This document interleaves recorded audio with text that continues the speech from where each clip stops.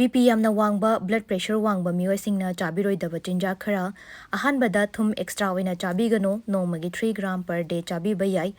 normal oiba miyoisingi 5 gram ni BP wangba miyoisingna handaraga chabiyo pokhamda thum extra hapaga namaga chaba yamna fatte se miyoi khudingmakta tawbigano next baking soda baking soda gumba yawba chinjak sing yarige chabidaba